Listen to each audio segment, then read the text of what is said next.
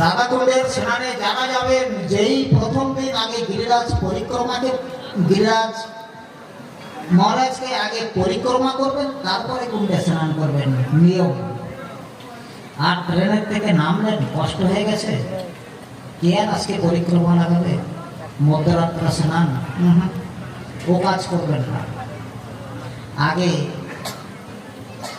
গিরিরাজকে পরিক্রমা করবেন, তৎপশ্চাৎ মধ্যরাত্রে স্নান। একদা দ্রোণাঞ্চল কঠোর সাধনা করলেন, ভগবান অতীব প্রসন্ন হলেন। কাছে এসে বললেন যে প্রিয় দ্রোণ, আমি তোমার সাধনায় অতীব প্রসন্ন, তুমি কি চাও বলো, তোমার পদেও আমার কিছু নেই। দেখেন, চির ব্রহ্মচর্য দ্রোণাঞ্চল বললেন যে ভগবান, আমার যা চাইতে ইচ্ছা হচ্ছে তুমি তা দিতে পারবে না। বললো, খেটেছো দ্রোণ, তুমি চেয়ে দেখো, তুমি যা চাবে আমি তোমাকে তাই দেবো। বললেন, ঠাকুর তুমি আমার ছেলে হয়ে জন্ম হও। দ্রোণাঞ্চল বিনতি রাখলেন যে হে ভগবান, তুমি আমার পুত্র হয়ে জন্মগ্রহণ করো। আর কি চাবো? এ সংসারে ছেলের বাবা যারা আপনারা প্রতিপক্ষকে জানেন, পুত্র মোহ কত শক্ত। মেয়ে বড় হলো, পরে ঘরে গিয়ে দিলেন কিছুটা ঝঞ্ঝাট মুক্ত, পুত্র ভারী মোহের। একজন পিতা ছাড়া পুত্র মোহকে উপলব্ধি করতে পারবে না যে কত বড় মোহের সম্পত্তি পুত্র। পুত্র মোহ বড় সাংঘাতিক। দ্রোণাঞ্চল ভগবানকে বিনতি করলেন যে তুমি আমার ছেলে হয়ে জন্ম হও ঠাকুর। ভগবান কথা দিয়েছেন যে দ্রোণ, তোমাকে অদেও আমার কিছু নেই। ভগবান দ্রোণাঞ্চল ক্ষেত্রে পুত্র রূপে জন্মগ্রহণ করলেন, গিরিরাজ গোবর্ধন রূপে। এই গিরিরাজ গোবর্ধনের পিতা দ্রোণাঞ্চল পর্বত, তাহলে ভগবান স্বয়ং সেই গিরিরাজ পর্বত। এক ব্রজবাসী ছাড়া অন্য কোনো ভক্তদের গিরিরাজ পর্বতে ওঠার পারমিশন নেই, উঠতে পারবে না। কেন? ভগবান স্বয়ং শুয়ে আছেন। ভগবানের দেহে পা রাখবে কি করে ভক্ত? ব্রজবাসী তাদের ঘরের লালা কৃষ্ণ, তাদের কিছু যায় আসে না, তাদের অতি সহজ প্রীতি গোবিন্দে। একখানা রুটি করলো, লে লালা বলে বাইরে চেনে ফেলে দিল। বিধিমার্গে ভোগও তারা গোবিন্দকে দেয় না, ঘরের ছেলে তো। মা একটা কতটুকু পরিপাটি করে তার নিজের পেটের বাচ্চাটাকে খাওয়াবে, হ্যাঁ নিজের ছেলে তো। ঠিক ব্রজবাসীদের সহজ প্রীতি, তারা অত বিধি কৈঙ্কর্যের ধার না।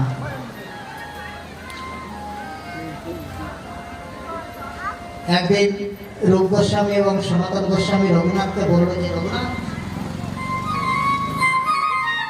তুমি তো 16 বৎসর নীলাচলে ছিলে, প্রভুর কাছে কাছেই 16 বৎসর ছিলে, তুমি যদি একটু কৃপা করে বলতে গৌর সুন্দরের কথা, গৌর লীলার যত বাহির অন্তর, দুই ভাই তার কাছে শুনে নিরন্তর। শ্রীরূপ রঘুনাথ পদে যার আস, চৈতন্য চরিতামৃতে কহে কৃষ্ণদাস। কৃষ্ণদাস রঘুনাথ দাস গোস্বামীর কথা সংক্ষেপে কয়ার ছন্দে বললেন। কিন্তু রূপ গোস্বামী এবং দাস গোস্বামী এই দুজনকে কৃষ্ণদাস কবিরাজ গুরু বলে স্বীকার করছেন। যদি আর একটা 10 মিনিট সময় রঘুনাথ দাস গোস্বামীর কথা বলি।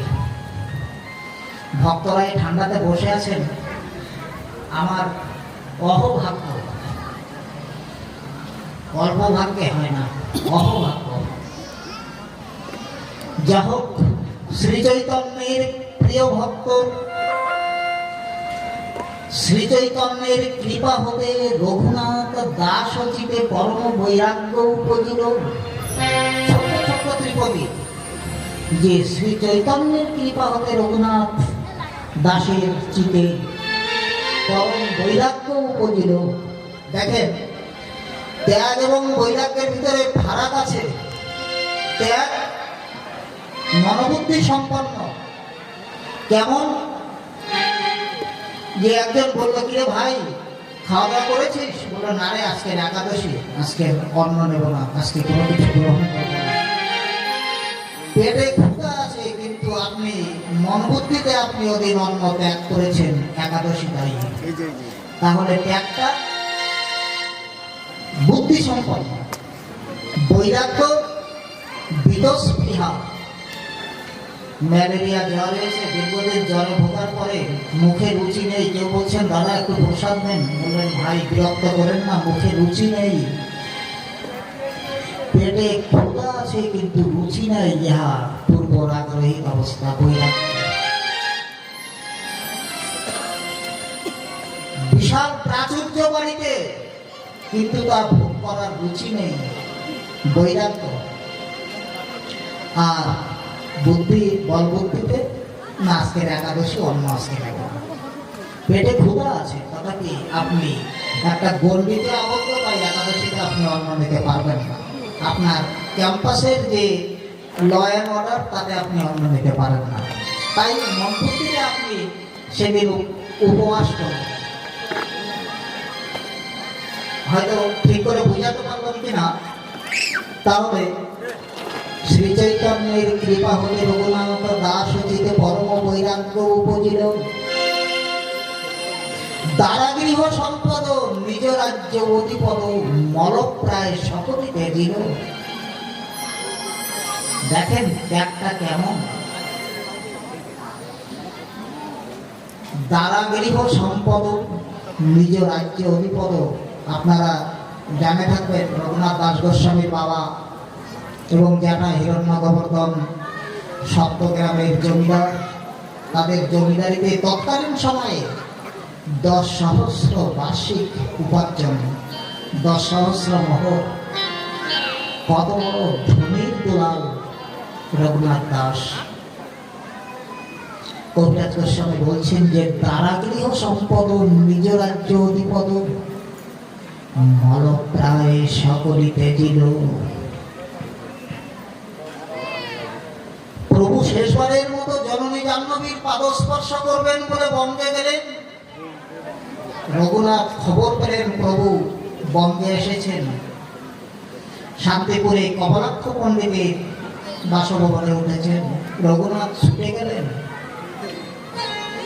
কোনদিন মহাপ্রভু রঘুনাথকে দেখেনি। রঘুনাথকে কাছে ডাকলেন, ডেকে বললেন যে, রঘুনাথ, এই মর্কট বৈরাগ্য না করো লোক দেখাইয়া। আপনি যে সাধু, এটা মানুষে জানলে হবে না, আপনাকে আত্মগোপন করে থাকতে হবে। আপনারা জানে থাকবেন, আমি দেখেছি মতুয়া ভক্তদের অশ্বিনী গোসাই হরিসঙ্গীতের 153 সংখ্যক হরিসঙ্গীতে অশ্বিনী গোসাই একটা কথা বলেছেন। সত্যি কথাটা বড় ওজনদার কথা। যে গানটার লাইন এই ছিল যে, গুরুতত্ত্ব পরমার্থ যদি কামাই করতে যাও, অন্তরে মাধুর্য রেখে ঐশ্বর্যের ঢাকনা দেও।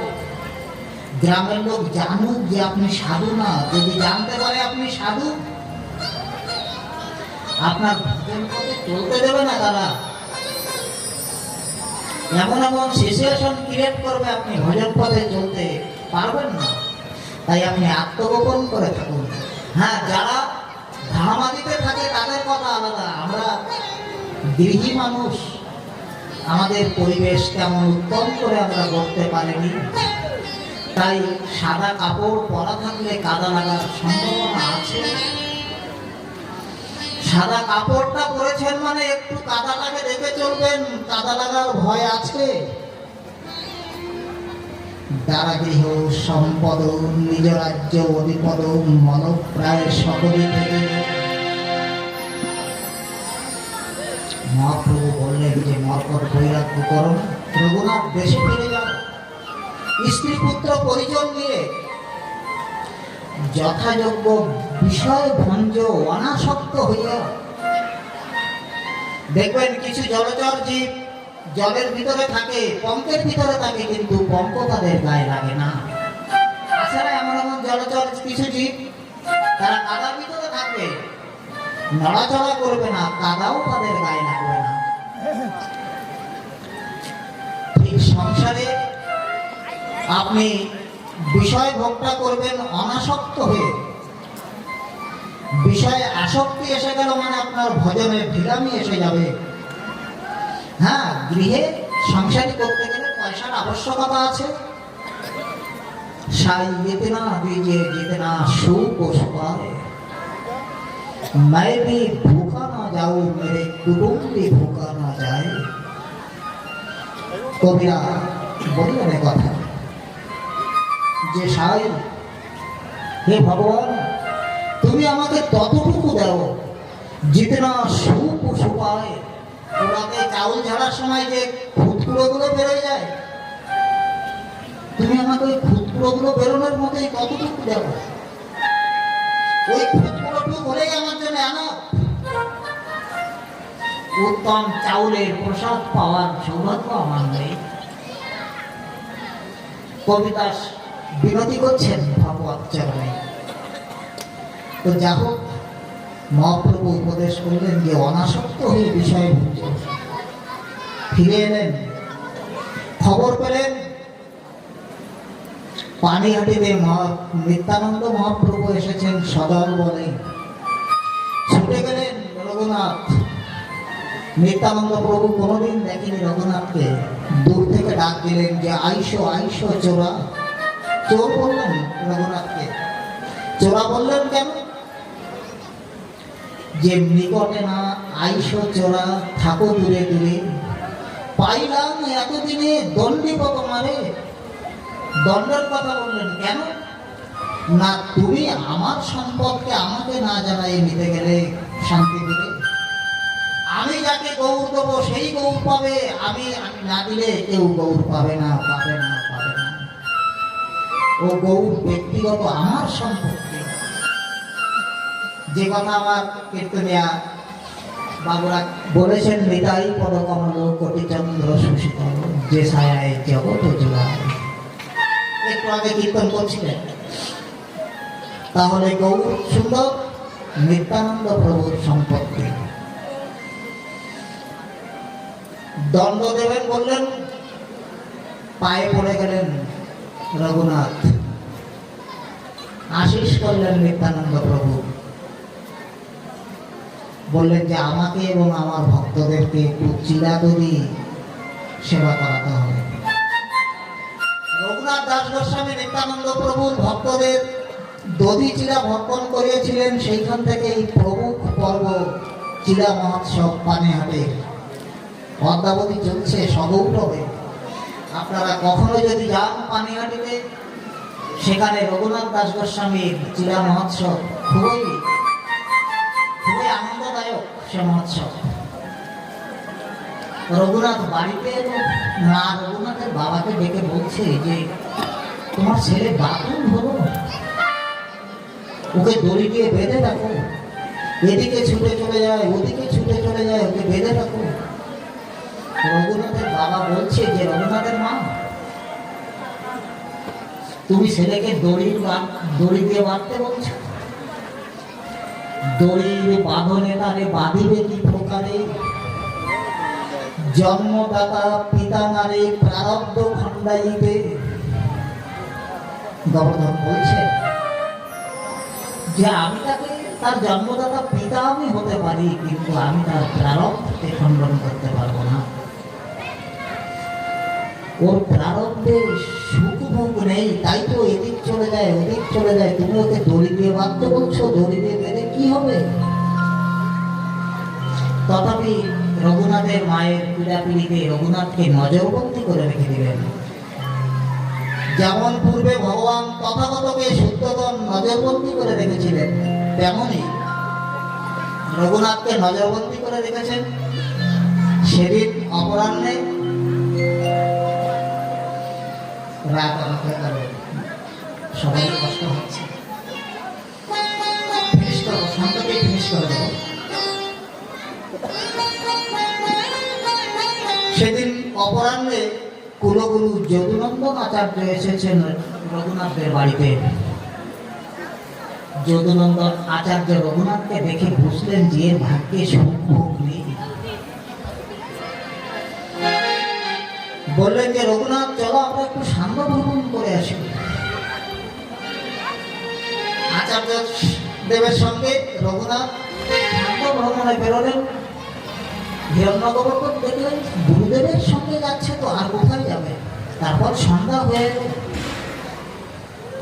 রঘুনাথকে নিয়ে আচার্য পায়ে পায়ে হাঁটতে হাঁটতে নগরের বাইরে চলে গেল। তখন আধার ঘনিয়ে এসেছে। দুজন চুপচাপ হঠাৎ যদুনন্দন আচার্য বলল, রঘুনাথ তুমি তোমার বাড়ি যাও। রঘুনাথ কথাটা বুঝতে পারল না যে দুজন একসঙ্গে এলাম, গুরুদেব আমাকে বাড়ি যেতে বলছে। প্রথমে যদিও বুঝতে পারেনি, কিন্তু গুরুদেবের মুখের দিকে তাকায় অনুমান করলেন গুরুদেব আমাকে বাড়ি যেতে বলছে। দুই এক পা করে রঘুনাথ অগ্রসর হচ্ছে। গুরুদেব হাত উঁচু করে বলছে, রঘুনাথ আমি দেখছি তো, তুমি যাও। এই জগতে ভাগ্যবান সেই গুরুদেব যার প্রতি আশিস করে বসে আছেন, যে আমি দেখছি তো, তুমি পথে অগ্রসর হও। নির্ভয়ে সে ভক্ত ভজন পথে অগ্রসর হবে, কলিতাকে বিগড়াতে পারবে না। খালি গুরুদেবের প্রতি সে হাত উঁচু করে দাঁড়িয়ে থাকলেই রঘুনাথ দুই এক পা করে যখন অগ্রসর হচ্ছে, যদুনন্দন আচার্য অভয় দিচ্ছে যে আমি দেখছি রঘুনাথ তুমি অগ্রসর হও। মনত বেগে ধায় ক্ষুধা তৃষ্ণা নাহি পায়, পথ ছাড়ি বিপদে চলিলা। দুই এক করে হাঁটতে হাঁটতে হাঁটার বেগ বাড়াল। মনত বেগে ধায় ক্ষুধা তৃষ্ণা নাহি পায়, পথ ছাড়ি বিপদে চলিলা। যে পথে গেলে রঘুনাথকে দেখে জমিদারের ছেলে, তেমনই তার অঙ্গকান্তি নবযুবক, সদ্য বিবাহিত ঘরে সুন্দরী স্ত্রী। তো এই সুঠাম দেহকে দেখে মানুষ টেনে ফেলবে রঘুনাথকে, তাই আধারে পথ ছেড়ে বিলের ভিতর থেকে রঘুনাথ চলা আরম্ভ করেছে। পথ ছাড়ি বিপথে চলল। 3 দিনের পথ যাইয়া একদিন সন্ধ্যাকালে এক গোবাকালে হাত চৈতন্য পড়ে বসিল। একভাবে পথ চলছে, তো পথ চলতে চলতে পথশ্রমে পথক্রান্তে এক গ্রামের বাইরে এক গোয়ালঘর, সেখানে যে একটু বসে পড়েছে, একটু বিশ্রাম নিচ্ছে। গোয়ালা দেখলেন যে কে জন্য একজন গোয়ালের ভিতরে এসেছে। কাছে এসে দেখলো রঘুনাথকে দেখে অনুমান করতে পারলেন যে পথশ্রমে ক্লান্ত যুবক। এক ঘটি দুধ এনে দিলেন, এক গোপন দুগ্ধ দিল, তাহা খাইয়া বিশ্রামিল, আর দিন তাহাই বেজিলাম। ওই দুধ খাওয়াটাই ওইটাই লাস্ট। 12 দিনের পথ যাইয়া 3 দিন অন্ন খাইয়া 12 দিন সেই ডায়মন্ড হারবার হয়ে রঘুনাথ সপ্তগ্রাম থেকে পুরী বঙ্গোপসাগরের কূলে কূলে ডায়মন্ড হারবারের পথ ধরে 12 দিন লেগেছিল রঘুনাথের পুরীতে পৌঁছাতে।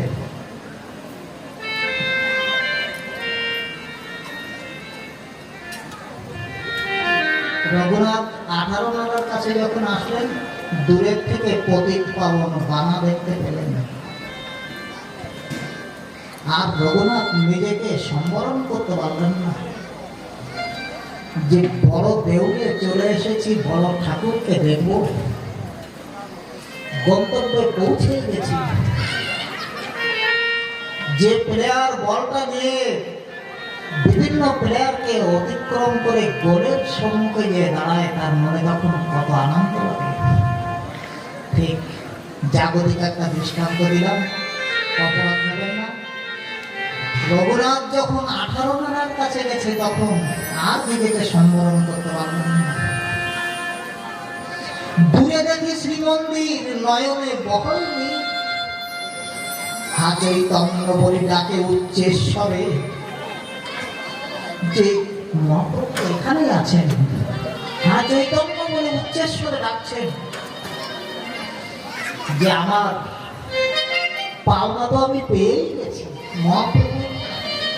তবে রঘুনাথের মনে ভয় যে আগে একবার মহাপ্রভুর সামনে যাওয়াতে আমাকে বাড়ি পাঠিয়েছিল, আমি এটা নিয়ে মহাপ্রভুর সামনে যাব না, যদি আমাকে আবার গৃহে পাঠাইতে।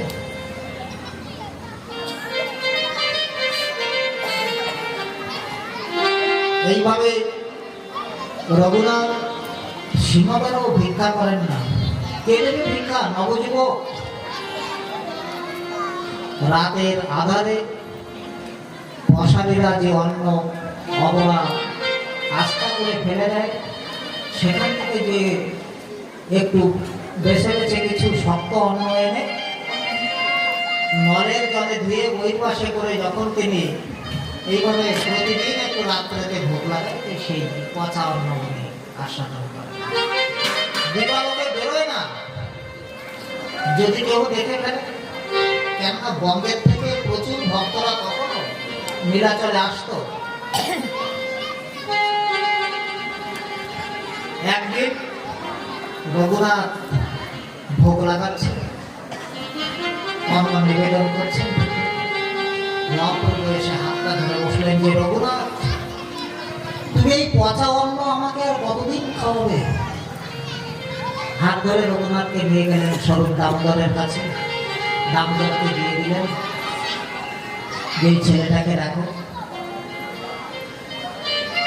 রথযাত্রার পূর্বদিন হঠাৎ নীলাচলে এক সংবাদ ছড়াই পড়লে যে মহাপ্রভু আর নেই, তিনি লীলা সম্পূর্ণ করেছেন। রঘুনাথ আর্তনাদ করে উঠলেন যে যে মহাপ্রভুর মুখের দিকে তাকায় আমি জীবন ধারণ করেছিলাম, আজ তিনি নেই। দেখতে দেখতে 4 দিন পরে স্বরূপ দামোদরও চলে গেলেন। রঘুনাথ নিজেকে আর সম্বরণ করতে পারলেন না। অন্ন জল বিষ খাল মরিয়া নাহিক যাই, প্রাণ রহে কিশুক লাগিয়া, যে আমি এই যে অন্ন জল বিষ আমি খাচ্ছি, আমি মরে যাচ্ছি না কেন? মহাপ্রভু চলে গেলেন, গুরুদেব স্বরূপ দামোদর চলে গেলেন, আমি বেঁচে গেলে আমি বেঁচে আসি কেন? পাগলের প্রভাব করতে থাকলেন।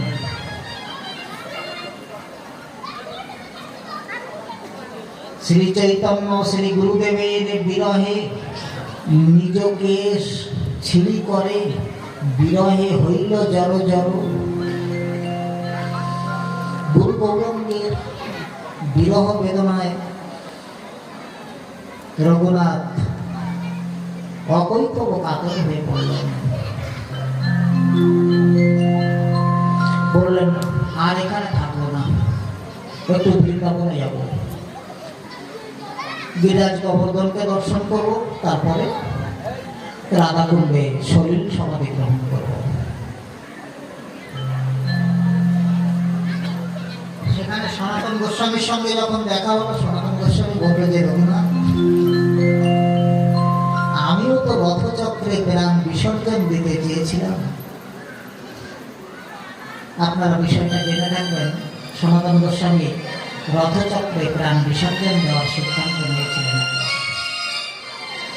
সেখানে মহাপ্রভু বাধা দিয়েছিলেন যে সনাতন, তুমি যে এই দেহটাকে নষ্ট করবে, দেহটা কি তোমার? যখনই ভক্তের দীক্ষা হয়, দীক্ষাটা হওয়ার সময় ভক্ত কি করে? সে তার দেহ মনোপ্রাণ গুরুচরণে সমর্পণ করে দেয়, তাহলে যে দেহ মনোপ্রাণটা আপনি গুরুচরণে সমর্পণ করে দিয়েছেন, সেই দেহটাকে আপনি নষ্ট করার কে? আপনি নষ্ট করতে পারবেন কি সেই দেহটা? কেন, দেহটা তো আপনি কাউকে দান করে দিয়েছেন। এ দেহের মালিক তো আর এখন আপনি নন। যাকে দান করেছেন তার জিনিস সে নষ্ট করবে কি রাখবে সে বুঝবে। আপনি আপনার দেহটাকে আর নষ্ট করতে পারবেন না। যার গুরুকরণ হয়েছে, কেননা গুরুদেব এই দেহটাকে সে তার পুত পাবন কৃপারূপ বালি দ্বারা বিধৌত করে তার কাছে রেখেছেন। কেন ভক্ত ভিক্ষার সময় বলে যে কলুষ কালিমায় ভরা, আবরিত এই হৃদয়ে মহে মুক্ত মৃত প্রায় পড়ে আছি দয়াময়। আমি এ সংসারে মোহমুক্ত হয়ে পড়ে আছি, মৃত সঞ্জীবনী ধারায় শোধন করিয়াল। গুরুদেব তার ভজন শরীরে আপনাকে শোধন করে নেবে। তারপরেও আপনি পায়ে কাদামাটি মাখাই যদি বেড়ান, ও আর ধর জল পাওয়া যাবে না। অতি কষ্টে একবার গুরুদেবের প্রেম করুণার বাড়িতে যে দেহ মন বিধৌত হচ্ছে, তারপরেও আপনি হাতে পায়ে কাটা কুদা মাথায় বেড়াবেন, জল পাবেন না। জীবনে একবারই গুরুকরণ করার সৌভাগ্য জন্মে। বিতর্কে হয়তো বলবেন না অমুক 3 বার দীক্ষা নিছে, অমুক 4 বার নিছে, ওটা সিদ্ধান্তের কথা না। জীবন দশাকালে আপনার গুরু কৃপা একবারই হবে। একবারই গুরুদেব তার ভজন স্বীকৃতি দ্বারা আপনাকে বিধৌত করে নেবে। বিধৌত করবে কেন না, গুরুদেব আপনাকে তো সমর্পণ করে দেবে কাউকে। তো তিনি যেমন সচ্চিত আনন্দ ঘন মূরতি, আপনাকেও তো তদ্রূপ একটু মিট অ্যান্ড ক্লিন করে তার কাছে পাঠাতে হবে। তাই গুরুদেব আপনাকে মিট অ্যান্ড ক্লিন করে তার কাছে পাঠায় দেয়। বহু তাত্ত্বিক তাৎপর্য। যা হোক, এই তো সিদ্ধান্ত লইয়া আইলা বৃন্দাবন, আসিরূপ সনাতনে বন্দিলা চরণ। তবে সনাতন তারি মরিতে না দিলা, আপন তৃতীয় ভাই করি নিকটে রাখিলা। রঘুনাথকে বলে দিলেন, রঘুনাথ এই যে ছেঁড়া কাঁথা থাকলো, এই বৃক্ষ থাকলো, আর রাধারানী কুণ্ডেশ্বরী থাকলো, কুণ্ডেশ্বরীকে দেখো। এইখানে কথাটা ভারী একটু ওজনের কথা। রঘুনাথের উপরে দায়িত্ব দেওয়া হচ্ছে, রঘুনাথ কুণ্ডেশ্বরী থাকলো, তাকে একটু দেখো। কুণ্ড কি কেউ চুরি করে নিয়ে যাবে? কথাটার তাৎপর্য এই যে কুণ্ডেশ্বরীর সেবা পরিচর্যায় যেন ব্যাঘাত না হয়, তাই দেখতে বলা। 56 দণ্ড রাত্রে দিনে রাধা কৃষ্ণ গুণগানে, 4 দণ্ডই বৃক্ষ মূলে বিশ্রাম। দেখেন ভজন টোটাল 60 দণ্ডে দিন রাত্র, সেই 60-এর ভিতরে 56 দণ্ডই তার ভজন। 4 দণ্ড একটু বৃক্ষ মূলে বিশ্রাম নেয়, সেও নয় সব দিনে। যদি কোনোদিন কোনো অন্তরঙ্গ ভক্ত জুটে পড়ে, তার সঙ্গে গৌরসুন্দরের কথা বলতে বলতে রাত্র প্রভাত হয়ে যায়, বিশ্রাম আর নেওয়া লাগবে না। এর ভিতরে শুনতে পেলেন রূপ গোস্বামী পাদ প্রাপ্ত হয়ে গেছেন। শ্রীরূপের অদর্শনে অন্ন ছাড়ি সেই দিনে, জল গম্ব করিল সেবন, সম্বন্ধ যুক্ত হরিনাম সাধন। খালি নাম সাধনা করলেও হবে না, একটা সম্বন্ধ রেখে নাম সাধনা করতে হবে। কীর্তনিয়াগণ কীর্তন করেন যে সম্বন্ধ করিয়া ভজে তারে কৃষ্ণ নাহি ত্যাজে, আর সব মরে অকারণ। তাহলে প্রথমে আপনার একটা সম্বন্ধ করতে হচ্ছে, এবং এই যে সম্বন্ধ বিজ্ঞান, এইটাই আমাদের 550 বৎসরের ইতিহাসের সমীক্ষার প্রেক্ষাপট। অদ্যাবধি এই পন্থাকে অনুসরণ করে, এই পরম্পরাকে হৃদয়ে স্থান দিয়ে অগানন নরনারী তারা হয়েছেন মহান মহীয়সী। ইতিহাস সাক্ষ্য দেয় মহাপ্রভু যে সময়ে বঙ্গ প্রভিন্সের নবদ্বীপে অবতীর্ণ হয়েছিলেন, আপনারা শিক্ষিত মানুষ অনেকে তৎকালীন সময়ের ইতিহাসের প্রেক্ষাপটটা একটু দেখবেন যে কেমন একটা ঘড়িসন্ধি মুহূর্তে মহাপ্রভু আবির্ভাব হয়েছিলেন। এই নাম সাধনা মহাপ্রভু নিজেই নিয়ে এসেছেন বলা চলে, এবং এই দাতরিংশ অক্ষর বিশিষ্ট যে নাম সাধনা, মথিয়া সকল তন্ত্র হরিনাম মহামন্ত্র গোরা জগতে করিলেন প্রকাশ, একটা মন্থনের কথা বলা হয়েছে। আপনারা অনুমান করুন, ভাগবতে সমুদ্র মন্থনের বর্ণনা করা হয়। একটা সমুদ্র মন্থন করতে কতগুলো সাময়িক শক্তির আবশ্যক হল। মন্দারাঞ্চল ডুবে যাচ্ছে, সঙ্গে সঙ্গে কূর্ম ভগবান তাকে পৃষ্ঠে ধারণ করলেন। বাসুকী নাগকে রজ্জু হিসাবে ব্যবহার করা হলো। মন্থনের অন্তিমে উঠল অমৃত, প্রথমেই গরম, তারপরে যে অমৃত। একটু তাৎপর্যপূর্ণ বিষয়। তো যাক, সে প্রসঙ্গে যাব না। একটা মন্থন করতে গেলে একটা সাময়িক শক্তির আবশ্যকতা আছে। মহাপ্রভু সর্বগ্রন্থকে যে মন্থন করলেন,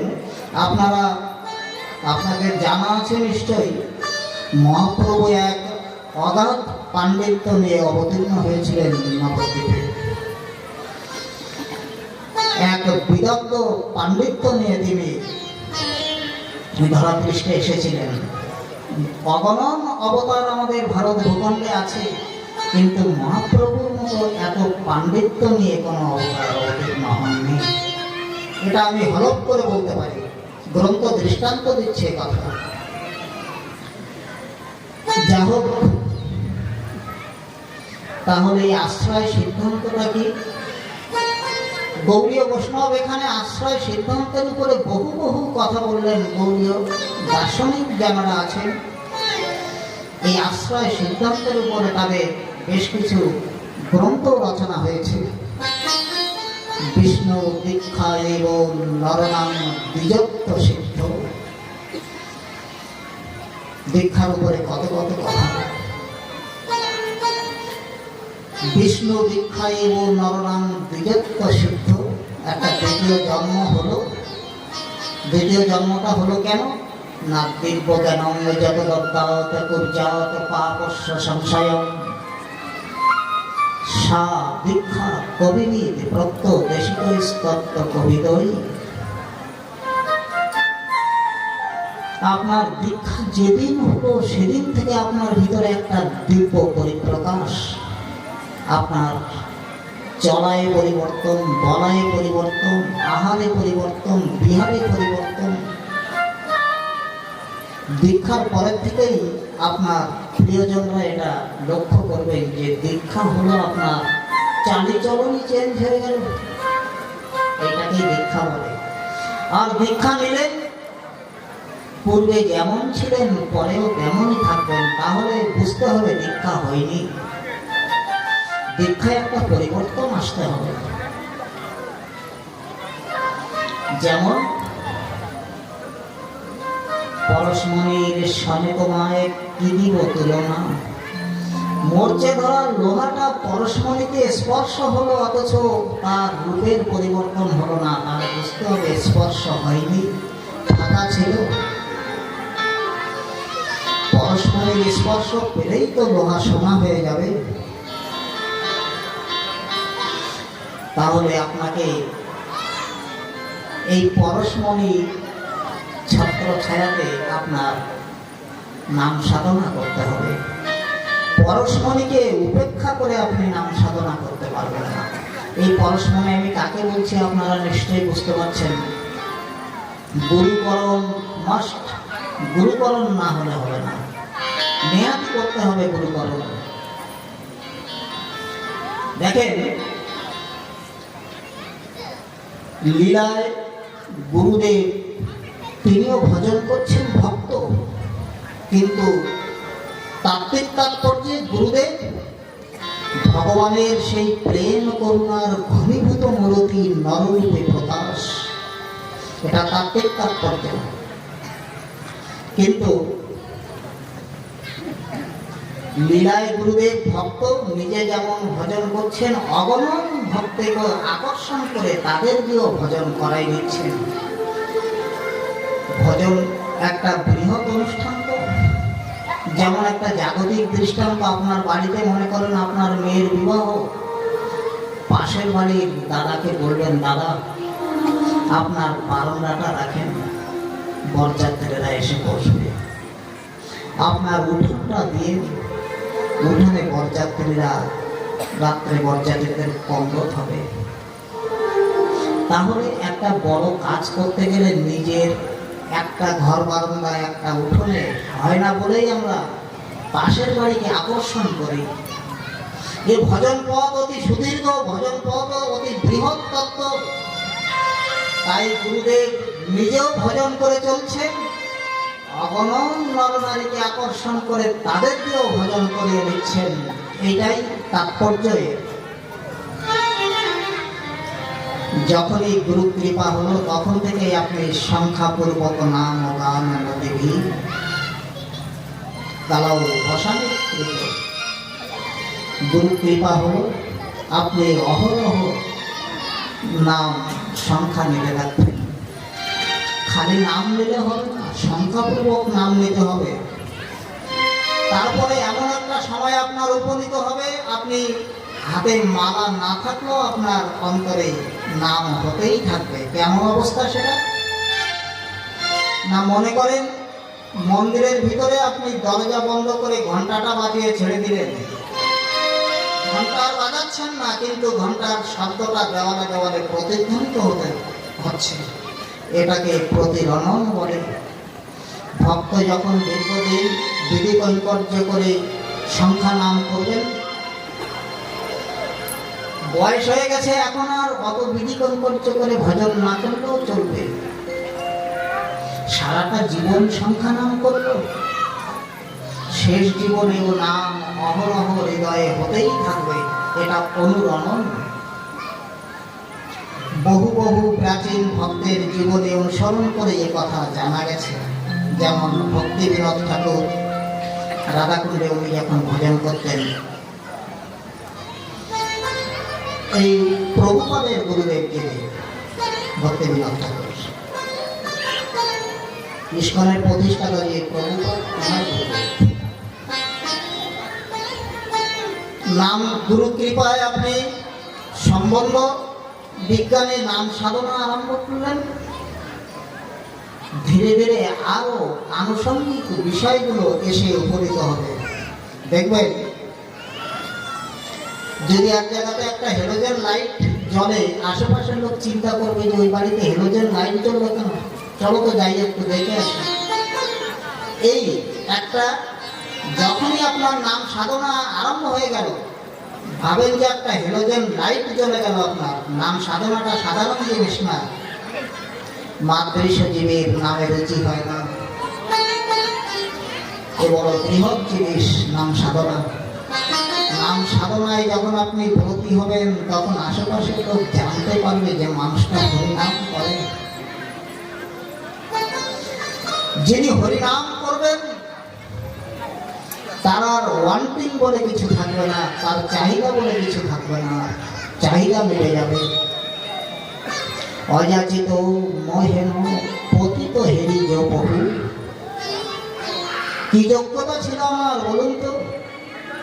গুরুদেব অযাচক ভাবে এসে নাম দিলেন, কেমন না? কোন যোগ্যতা আমার ছিল কি? অযাচিত মহেন পতিত হেরি যে বহু, যাচি দেওয়ালো হরিনাম। আমাকে তুমি উপযাচক হয়ে হরিনাম দিলে, না হলে আমার যোগ্যতা কি ছিল? এবং মধুর শ্রী বৃন্দাবন, গুরু মহিমা অবর্ণনীয়। তুলসীদাসজি মহারাজ গুরু মহিমা বর্ণন করতে গিয়ে তিনি এক জায়গায় লিখেছেন, যদিও খড়িবলি ভাষাতে তুলসীদাসজি মহারাজের এই উক্তিটা পরবর্তীকালে সুরদাসজি মহারাজও একই কথা বলেছেন, যে তুলসীদাস মহারাজি বললেন যে গুরু বিনু না করি তরই ভব দেখি, সুর অসুর বিরিঞ্চি কেউ না হই। তাহলে ভবনিধি গুরু বিনা পার হওয়া যাবে না। তাই স্বয়ং বিরিঞ্চি যদিও বা হয়, তারও গুরুকরণের প্রয়োজন। এদিকে সুরদাসজি মহারাজ কাগজ কলম ধরে বসলেন যে একটু গুরু মহিমা কীর্তন করি। কিছুক্ষণ চোখ বন্ধ করে থেকে কাগজ কলম ফেলে দিলেন, বললেন যে সারে ধরতি কাগজ করু লেখনী করু বনরায়, সাত সমন্দ মাসি করু তবে গুরু গুরু বর্ণন না যায়। যদি এই পৃথিবী পৃষ্ঠটা আমি কাগজ করতাম, সারা বনানীকে যদি আমি কলম করতাম, সাত সমুদ্র মাসি করু, সাত সমুদ্রের জলকে যদি কলমের কালি করতাম, তথাপি আমি গুরুর মহিমা বর্ণন করতে পারতাম না। সুরদাসজি মহারাজ বলছেন কথা।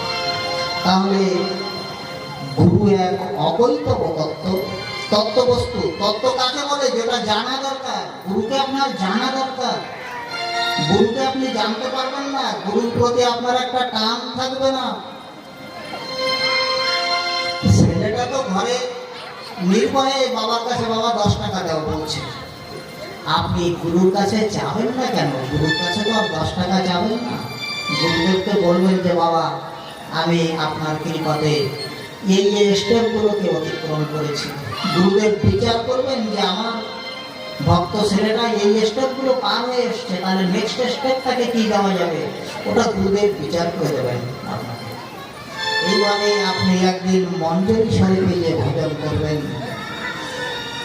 আপনার যা যাবতীয় যা কিছু গুরুদেব নির্ধারণ করে দেবেন, ভজনে আনন্দ পেয়ে যাবেন। ভজনে আনন্দ তখন, দীক্ষার সঙ্গে সঙ্গে ভজনে আনন্দ হয় না। জমিতে একটু ধান লাগানোর পরে সঙ্গে সঙ্গে 15 দিনের ভিতরে কাটার মতো হয় কি? হয় না। ও ধীরে ধীরে তাতে পরিবেশ সৃষ্টি হতে হতে একদিন ওই ধানের বাইল হবে, ধান পাকবে, তারপরে যে কাটা যাবে। এই তদ্রূপ আপনার হৃদয়ে যখনই গুরুদেব বীজ বপন করবেন, ওদের পরিবেশ সৃষ্টি করার দায়িত্ব আপনার। আপনি যদি পরিবেশ সৃষ্টি না করেন, ও বীজ অঙ্কুরোদ্গম হবে না, মরে যাবে। গুরুদেবকে বিলম্ব করে কাজ হবে না। মদ গুরু জগৎ গুরু, গুরু জগৎময়। গুরুদেব অযাচিত ভাবে আপনাকে যে সম্পত্তি দান করেছে, সে সম্পত্তির যত্ন আপনি নেননি, তাই আপনার ভজন পথে অগ্রসর হওয়া থাকেনি। এর জন্য দোষী আপনি নিজেই, কাউকে দোষ দিলে হবে না।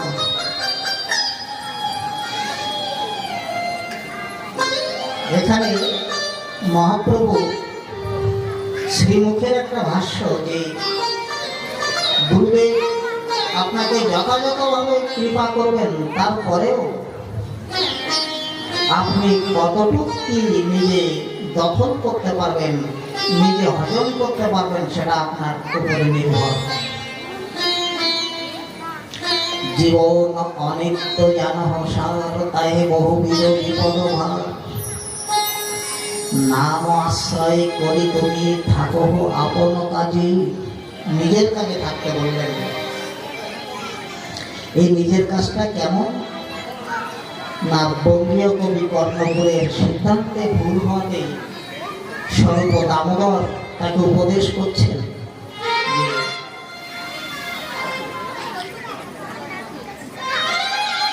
যাও নিত্য ভাগবত পর বৈষ্ণবের স্থানে, ভাগবতখানা বৈষ্ণবের কাছে শুনতে হবে।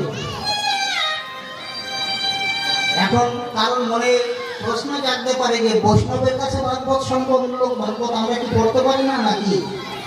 বললেন না, পড়তে আপনারা পারেন। গ্রন্থের মধ্যে এমন এমন কিছু বিষয় আছে তাতে বিতর্কের সৃষ্টি হবে, নিজের বোঝার ভুলে তার কদর্থ হবে। আমি কালকের ঘটনা চক্রে বলেছিলাম যে 4363টি শ্লোক ভাগবত থেকে বাদ দিয়ে দেওয়া হয়েছে, যে কলিহত জীব এই রাসটাকে কদর্থ করবে, তাই বাদ দিয়ে দেওয়া হয়েছে। ঠিক গ্রন্থ নিজের যদি ভাবনার অভাব থাকে, গ্রন্থ পাঠ করে কদর্থ এসে যাবে। গ্রন্থ পাঠ করে আপনার যদি কদর্থ আসে, তার জন্য দায়ী আপনি নিজেই থাকবেন। জাগতিক কামনা বাসনার সঙ্গে ভগবানের লীলাকে সমতা বুদ্ধি রাখলে হবে না।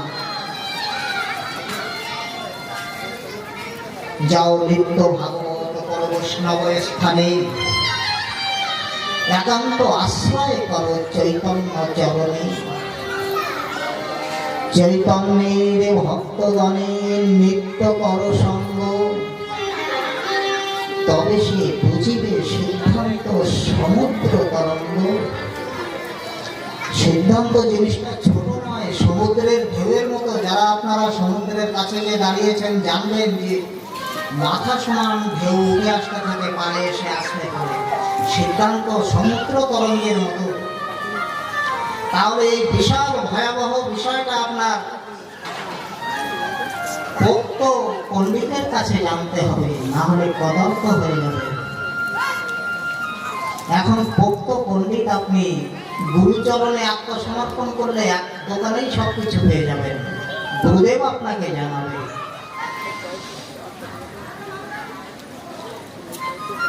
কেননা জন্মবধি জীব মায়াশ্রিত, মায়ার প্রকোপে পড়ে তাকে বহু কিছু করতে হয়, বিশেষ করে গৃহী বৈষ্ণবের জন্য।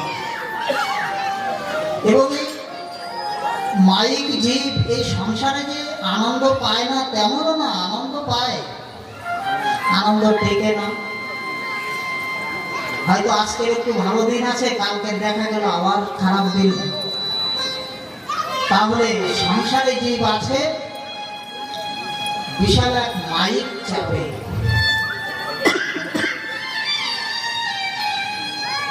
আমার কীর্তনিয়া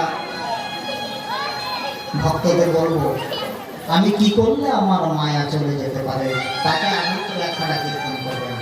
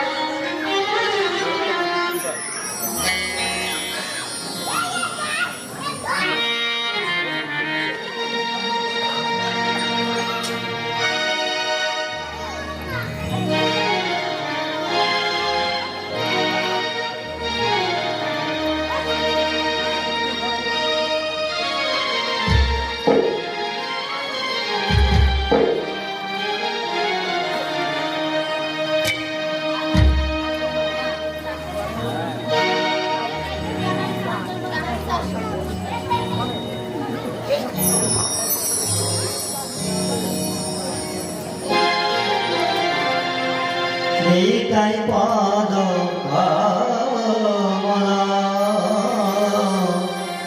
কোটি চন্দ্র সুশীতল, যে ছায়া জগৎ জুড়া,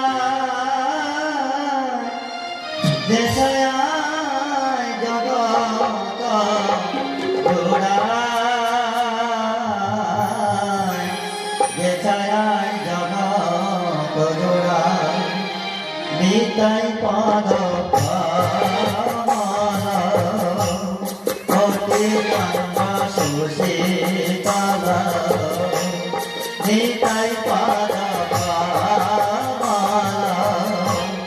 অতি গঙ্গা সুশীতল যে ছায়া জগত জোড়া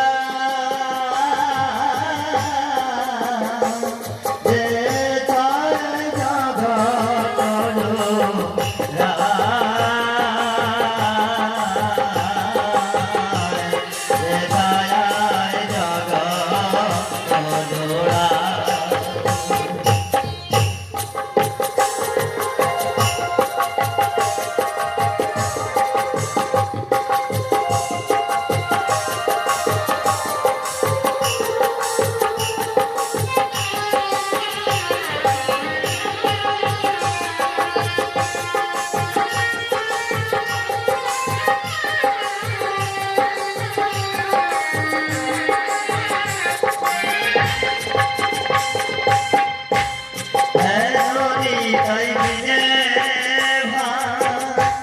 রাধা কৃষ্ণ পাইতে না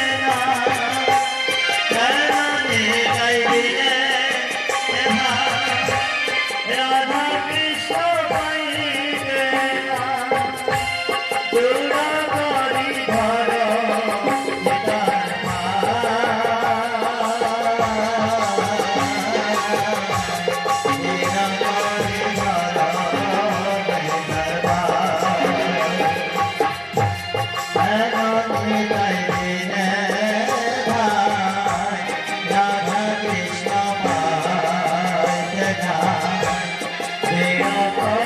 ধর নিতার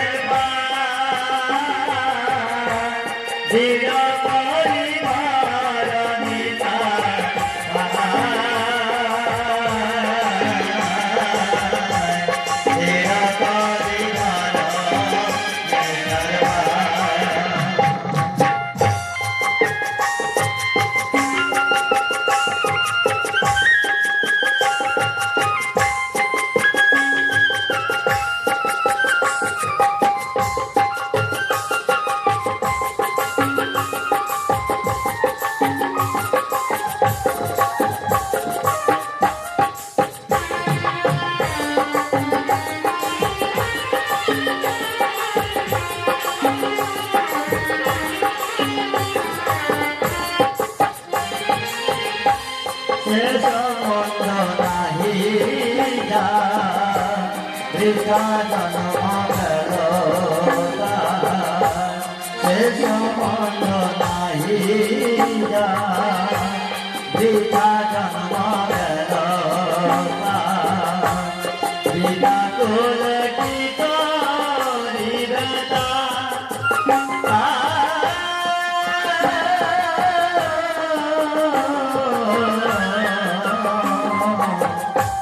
বৃথা জন্ম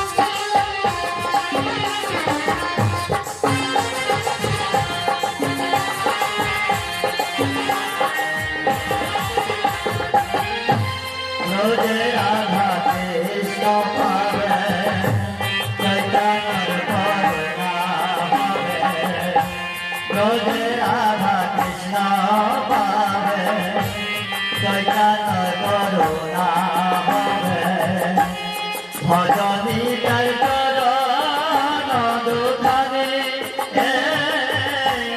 ভজনী তাই চরণ দুধারে ভজনী তাই চরণ দুধারে ভজনী তাই চরণ দুধারে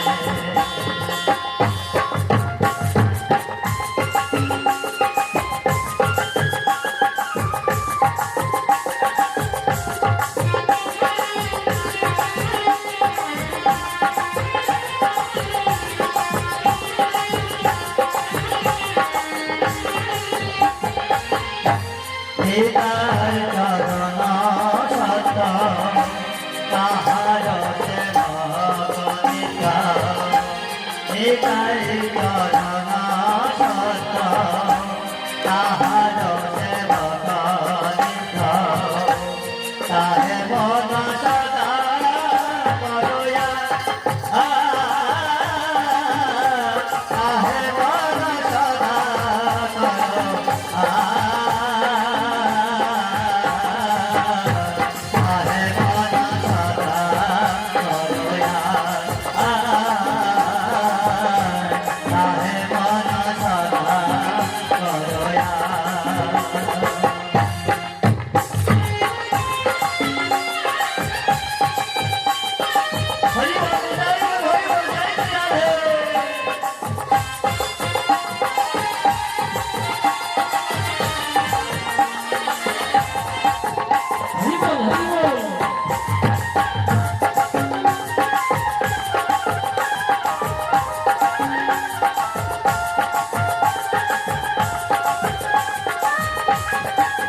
যিনি নিত্যানন্দ প্রভুকে খুশি করতে পারবেন গৌর সম্পদ তিনিই পাবেন।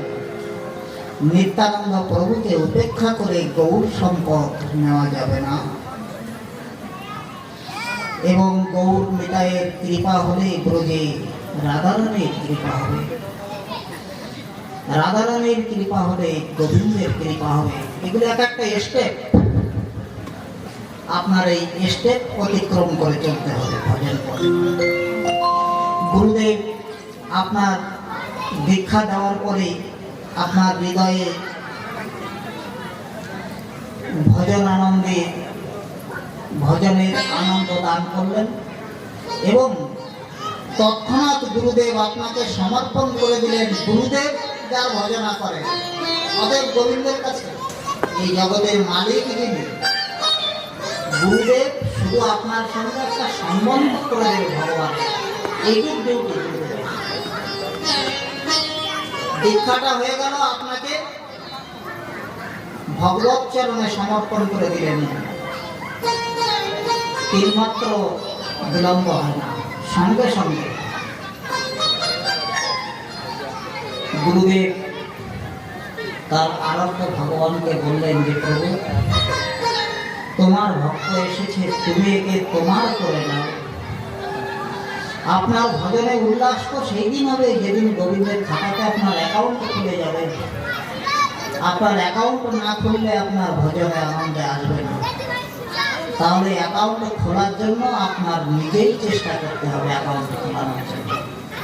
খালি গুরুদেবের চরণে নতমস্তক হয়ে থাকুন, গুরুদেব চেষ্টা করে আপনার অ্যাকাউন্ট খুলে দেবে। সবসময়ের জন্য একটা কথা মনে রাখবেন, যে কথা বললেন, হররুষ্ঠে গুরুস্ত্রাতা, গুরু রুষ্ঠেন কষ্ট না। গুরুদেব যদি রুষ্ট হলেন, কেউ নেই কেউ নেই, আপনার পুজো করার তার কেউ নেই। তাই তস্মাৎ সর্বপ্রযত্নেন গুরুরেব প্রসাদয়ে পদ্মপুরাণ বলুন। হররুষ্ঠে গুরুস্ত্রাতা, ভগবান বিরক্ত হয়েছেন। গুরুদেব যে আপ্রস করবেন যে প্রভু ওকে এবার মার্জনা করে দেন। আপনার জন্য রিকোয়েস্ট করার লোক গুরুদেব ছাড়া আর কেউ নেই।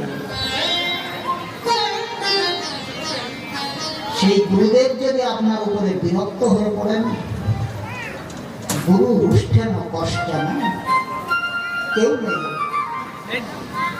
তস্মাদ সর্বপ্রযত্নেন গুরু এব প্রসাদয়েৎ। তাহলে ঠিক এই কথাই স্বরূপ দামোদর বন্দিয়া কবি কর্ণপুরকে বললেন যে তুমি মায়েতে বদ্ধ জীব, মায়া একটা ব্যাধি, এই ব্যাধিতে তোমাকে কখনো উঠে উঠাচ্ছে, তবু আবার জলে চুবাচ্ছে। কবু উঠে উঠায়, কবু নরকে ডুবায়, দণ্ড জনে রাজা যেন নদীতে চুবায়। কেউ অপরাধ করলে রাজাটাকে পানিশমেন্ট দেয়, জলে চুবায় না। ঠিক এই কথাই স্বরূপ দামোদর বলছেন যে দণ্ড জনে রাজা যেন নদীতে চুবায়। বললেন এর থেকে নিষ্কৃতি। রোগ হলে তো ডাক্তারের কাছে যেতে হবে, বদ্যির কাছে যেতে হবে। বদ্যি যে ওষুধের পরিমাণ করবে তাতে হয়তো রোগ নিরাময় হতে পারে।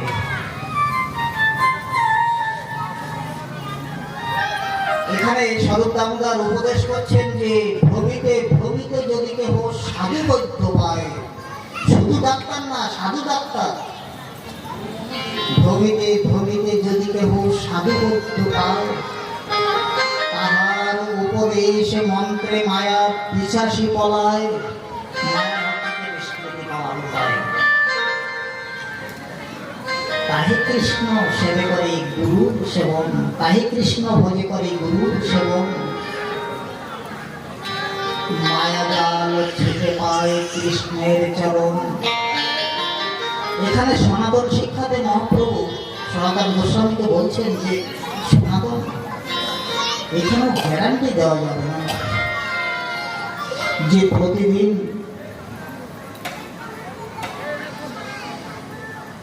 গুরু গৌরাঙ্গের সেবা পরিচর্যা আদি করলে কি নিষ্কৃতি পাওয়া যাবে। বললেন গ্যারান্টি নেই। ভ্রমিতে ভ্রমিতে কোন জীব তরে, নদীর প্রবাহে কাষ্ঠ জইছে লাগে তীরে। বর্ষার দিনে ঝর্ণার জলে নদীতে কত শুকনো কাঠ ভেসে যাচ্ছে, সব কাঠ কি কিনারে লাগে? সৌভাগ্যবশত কোনো কোনো কাঠ। মহাপ্রভু সেই কথাটাই বললেন সনাতন গোস্বামীকে যে ভ্রমিতে ভ্রমিতে কোনো জীব করে। এই যে ভ্রমণ প্রক্রিয়া আমাদের চলছে, এখানে এসছি কোনো টেনশন নেই। খাওয়া দাওয়া করে দিন কালাতি পার করে একদিন বয়োবৃদ্ধ হয়ে এখান থেকে চলে যাব, কোনো টেনশন নেই। কিন্তু কিছু মানুষ আছে যে যার কৃপাতে এই সংসারে এসেছিলাম, মাতৃ জঠরে বসে যার কাছে স্বীকারোক্তি দিয়েছিলাম যে প্রভু তোমার সঙ্গে কি আমার আর দেখা হবে না? বললেন দেখা হবে। তুই এখান থেকে ভূমিষ্ঠ হওয়ার পরে সাধুর বাজারে যাবি, সাধুর বাজারে গেলে সাধু রূপে তুই আমার সঙ্গ পাবি। মাতৃশ জীবের সাধুর বাজারে ওঠা ঘটে না, যেখানে ভগবতের কৃপা পাওয়া যাবে না। ভাগ্যবান তাদের বলবো, সাধুবাদ তাদেরকেই জানাবো যারা সাধুর বাজারে ঘোরাফেরা করছেন। সাধুর বাজারে সাধু রূপে ভগবান ঘুরে বেড়াচ্ছেন। মাতৃশ জীবের সে সৌভাগ্য নেই। তবে গুরুদেব যখনই ভক্তকে ভগবত চরণে সমর্পণ করলেন, দেখবেন ভাগবতের 11 স্কন্ধ নবযোগী সিদ্ধান্তে দ্বারকাধীশ উদ্ধবকে বলছেন যে উদ্ধব, যখন কোনো ভক্ত মত্ততাবশত মত্ত বুদ্ধিকে শিথিল করে আমার চরণে আত্মসমর্পণ করে, আমি তৎক্ষণাৎ তাকে আত্মসাৎ করে নিই। আত্মসাৎ করাটার অর্থ কি? আমরা বলি না যে আমার 1000 টাকা ওকে আত্মসাৎ করে গেছে, মানে ওই 1000 টাকা সেই মানুষটার হয়ে গেছে। তাহলে ভক্তকে ভগবান যখন আত্মসাৎ করে নিচ্ছে, ভক্তকে সমাজের থাকছে তখন আর না কারো সম্পত্তি হয়ে যাচ্ছে, এটা বুঝতে হবে। তাই বৈষ্ণবে জাতি বুদ্ধি, চরণামৃতে জল বুদ্ধি, প্রসাদে অন্নমাত্র বুদ্ধি, এগুলো ভক্তি জগতে অখণ্ডনীয় অপরাধ। এই অপরাধের খণ্ডন হবে না। বললাম দাদা প্রসাদ পেয়ে যান, বললেন না রে ভাই ভাত খেয়ে গেছি এখন আর খাবো না, প্রসাদে অন্ন জ্ঞান। চরণামৃত জলই তো,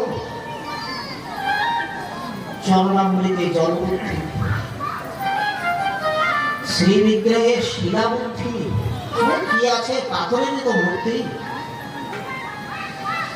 মনের অগোচরে শ্রী বিগ্রহে শিলা বুদ্ধি জন্মে গেল।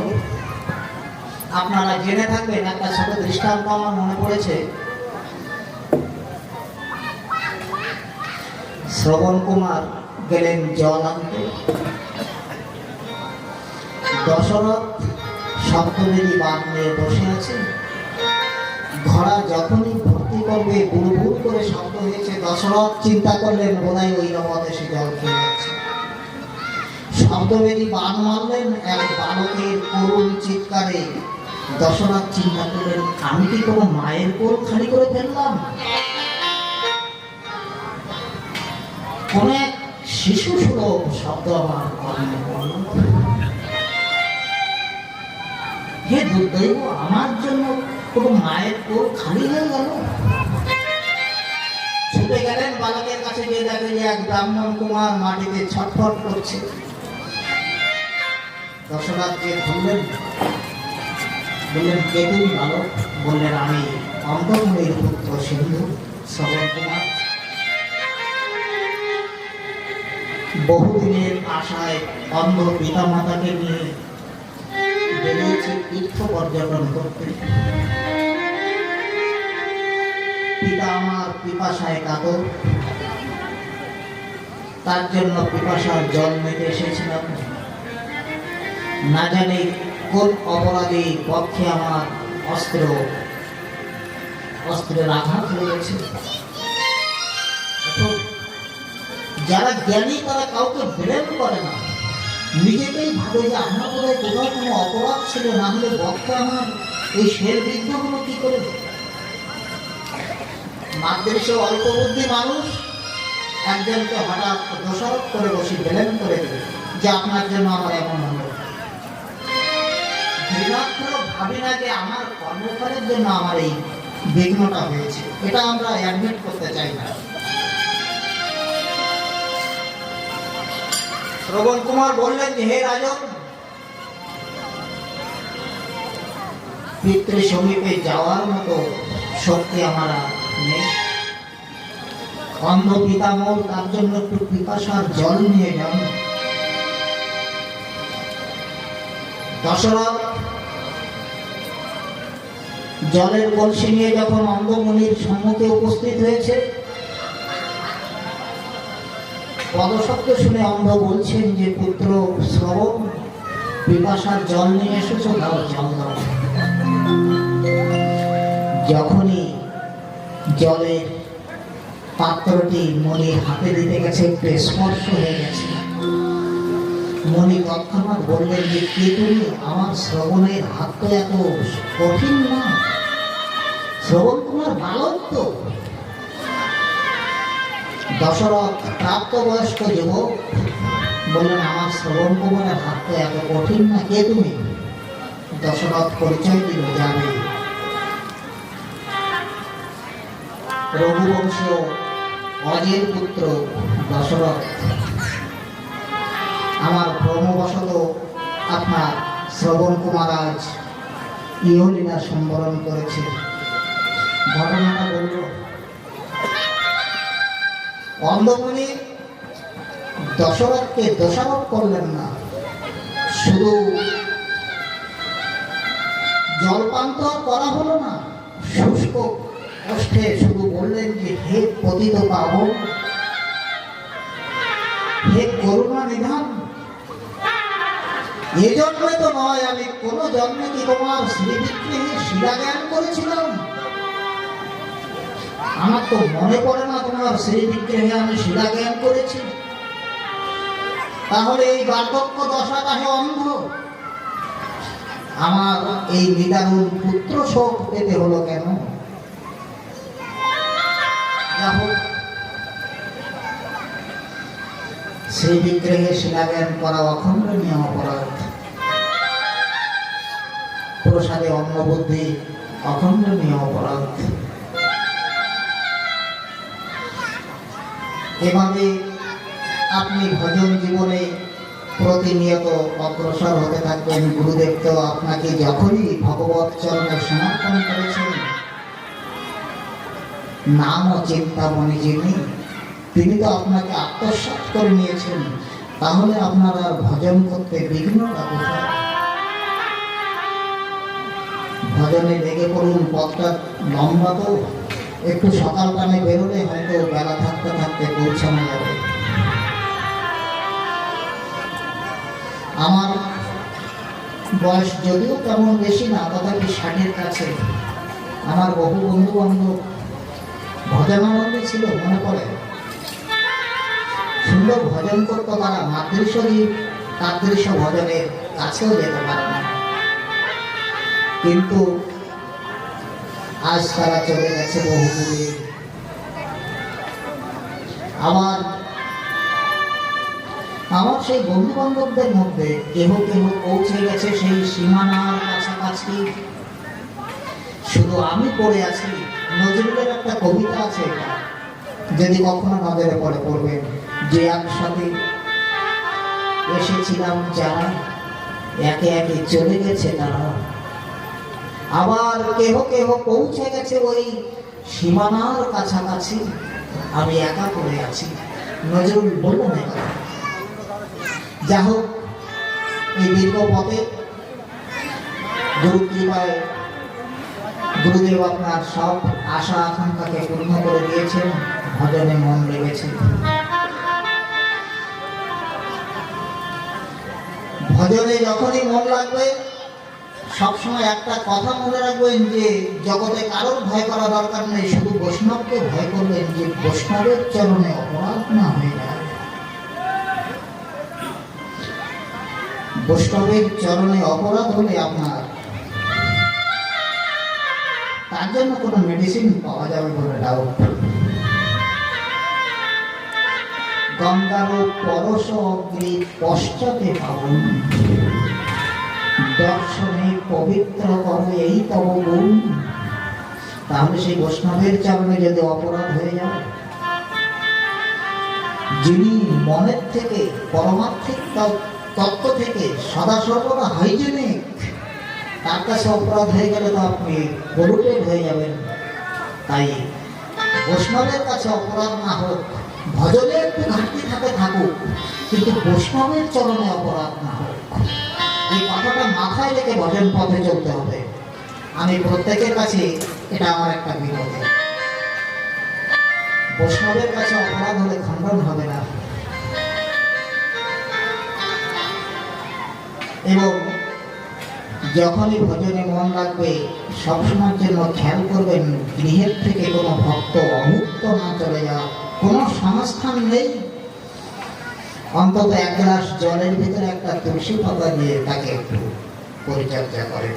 অতিথি দেবো ভব, অতিথি ঘরের থেকে খালি মুখে গেলে হবে না।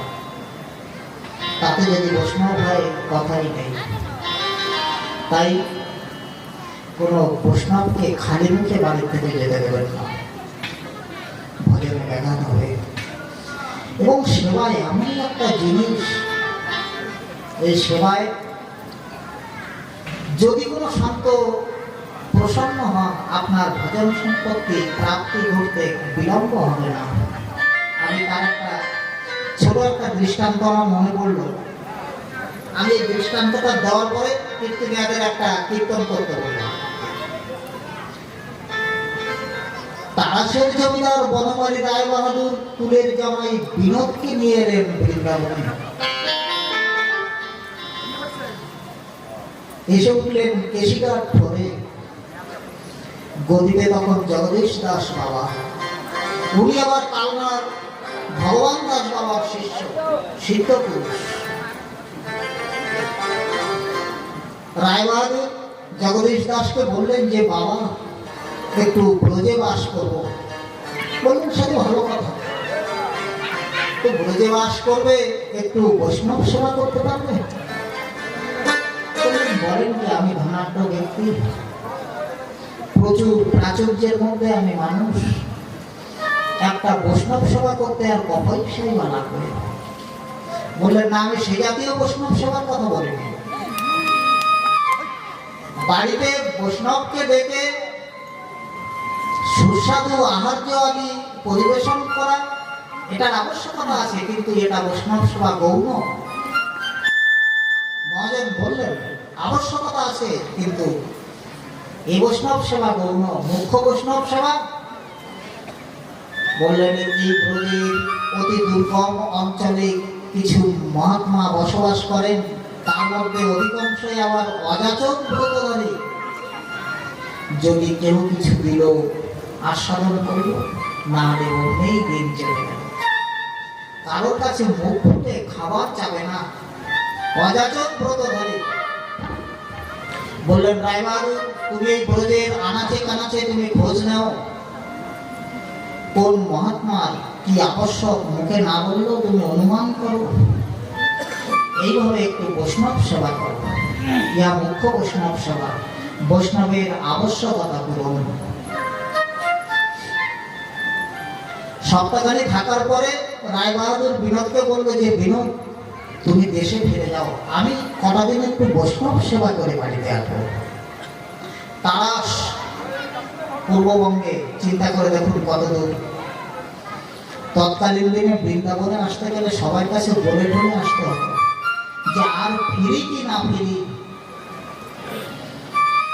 কুলের জামাই বিনোদকে পাঠালেন বাড়িতে প্রায় 10 বৎসর পরে। তখনকার সময়ে প্রতি বৎসর ভক্তরা নীলাচলে বা বৃন্দাবনে যেতে পারতেন না। একটা সাধুর জমায়েত না হওয়া পর্যন্ত বেরোনো ঘটত না। প্রায় 10 বৎসর পর বিনোদ এলেন বৃন্দাবনে। রায়বাহাদুরকে দেখে চেনা যায় না, তারাশের জমিদার রায়বাহাদুর। অনেক খোঁজখবর নিয়ে রায়বাহাদুরকে পেলেন যে অস্থি চর্ম সাপ কোভানা করেছে। বিনোদ নিজেকে স্থির রাখতে পারলেন না, বললেন যে প্রভু বাড়িতে চলেন, প্রতি প্রত্যেকে আপনার ফেরা পথ পারে চেয়ে আছি।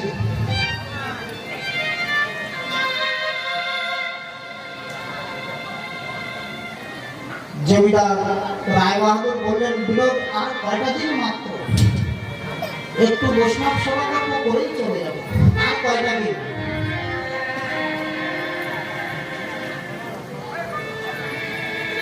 বৈষ্ণবদের সেবা করে তারাশের জমিদার বনমালী রায়বাহাদুর হয়েছিলেন প্রচুর প্রাচুর্যের মালিক। দেশে আর ফিরতে পারেননি। উনি তার সেই প্রচুর প্রাচুর্য, যেটা আমি বলেছি ওটা ভজন সম্পত্তি, সেই ভজন সম্পত্তি নিয়ে ব্রজে বৈষ্ণব সেবা করে লীলা সম্বরণ করেন। তাহলে দেখেছেন সেবার একটা গুরুত্ব বা সেবার একটা আনন্দ। জমিদারি ছেড়ে দিয়ে তারাশের জমিদার বনমালী রায়বাহাদুর বৃন্দাবনে গিয়ে বৈষ্ণব সেবা করলেন। সেবায় একমাত্র সাধ্যের আসনকে টলাতে পারে সেবা। সেবার এত শক্তি। আরেকটা ছোট দৃষ্টান্ত বলি, এই দৃষ্টান্তটা দেওয়ার পরে একটা কীর্তন করতে বলবো। বৈবশত মনু কন্যা দেবভূতি স্ত্রী শতরূপাকে নিয়ে বেরিয়েছেন পৃথিবী পরিক্রমায়। পরিক্রমার উদ্দেশ্য মেয়ে বড় হয়েছে, কন্যাদান করতে হবে, জামাই খোঁজ করতে বেরিয়েছেন। তিনি জগৎ জামাই খোঁজ করতে করতে এসে পেলেন মহর্ষি কর্দমকে। বিবাহযোগ্যা কন্যাকে নিয়ে বৈবশত মনু এবং দেবদেব শতরূপা এসে উপস্থিত হলেন কর্দমের আশ্রমের সম্মুখে। কর্দম তখন সমাধিস্থ, চোখ বন্ধ করে বসে আছে, এনারা অপেক্ষায় আছে। এখানে এটা শিক্ষণীয় বিষয়, ডাক্তারের কাছে যাবেন বা কোনো সাধুর কাছে যাবেন, যদি আপনার সঙ্গে দেখা না হয়, ভিতরে যদি থাকে, আপনি ডাকাডাকি করবেন না, অপেক্ষা করবেন না। ডাক্তার এবং সাধুকে যে ডাকতে পারবেন না, ডাকলে হবে না, একটু অপেক্ষা করুন। সাধু তো বাইরে আসবে, ডাক্তারও তো বাইরে আসবে, ডাকলে হবে না। তবে হ্যাঁ, অনেক সময় অনেক ইমার্জেন্সি কেস একটা এমন ভাবে বাজে যে না ডাকলেই নয়, তখন আর নীতি আদর্শকে কতখানি মান্যতা না দিলেও চলে। সেগুলো স্পেশালি কিছু কেসে। কিন্তু যদি বোঝেন যে না, ডাক্তারবাবুকে না ডাকলেও আমার চলবে, একটু অপেক্ষা করি, তাহলে ডাক্তারকে ডাকতে যাবেন না। যদি বলেন সাধু বাবাকে না ডাকলেও আমি একটু অপেক্ষা করলে পরে দেখা পাবো, তাহলেও সাধুকে ডাকবেন না। কেন, সে কথা জিজ্ঞাসা করবেন না। মনু স্ত্রী এবং ভার্যাকে নিয়ে দাঁড়াই আছে। কতদিন পরে যে কর্দমের চোখ খুলেছে, চোখ খুলেই দেখে যে সম্মুখে মনু, শতরূপা এবং তাদের একমাত্র কন্যা দেবহূতি।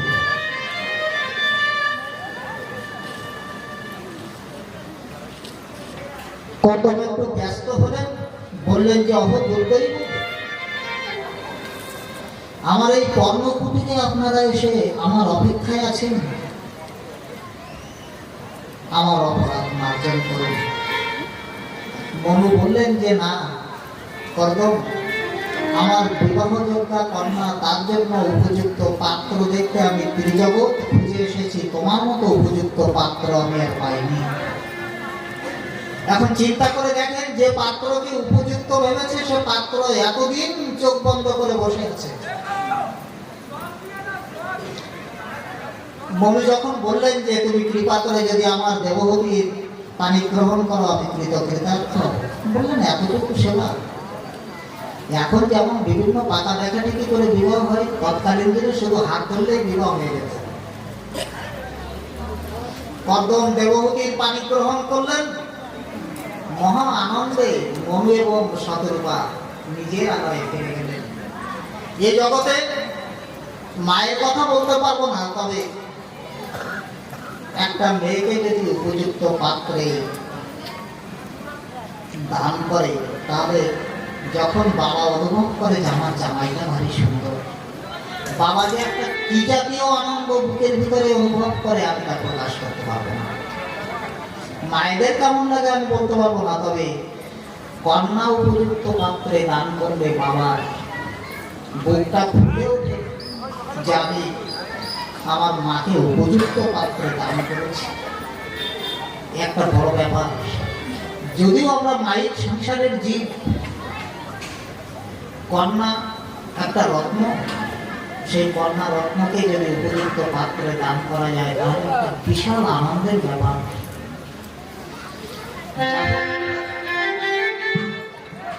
মনু এবং শতরূপা ফিরে গেলেন নিজের দেশে।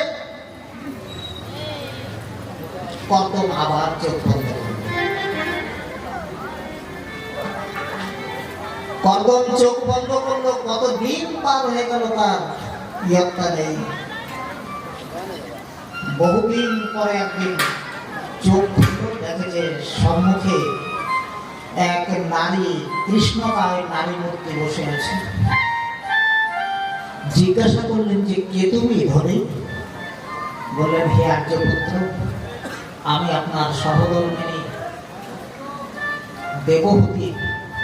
আপনি আমার পানি গ্রহণ করেছিলেন। আস্তে আস্তে কর্দমের মনে পড়ল অতীত দিনের কথা। প্রমাদ করলেন যে অহদুর্দৈব, যে ধর্ম অট্টালিকাতে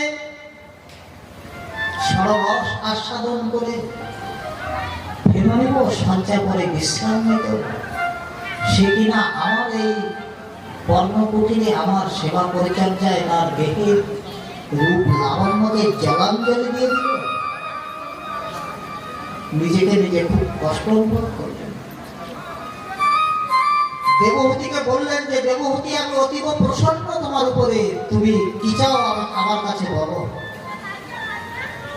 তুমি আমাকে স্পর্শ করো, তুমি দেখো আমার বিভূতি। আমি শতবৎসর শুক্ল ভগবানের সাধনায় যে বিভূতি লাভ করেছিলাম, আজ থেকে আমি এই বিভূতি তোমাকে অকাতরে দান করে দিলাম। মহর্ষি কর্দমকে দেবতী স্পর্শ করলো। একটা অ্যাকাউন্ট থেকে ক্যাশ আর একটা অ্যাকাউন্টে ট্রান্সফার হয়ে গেল।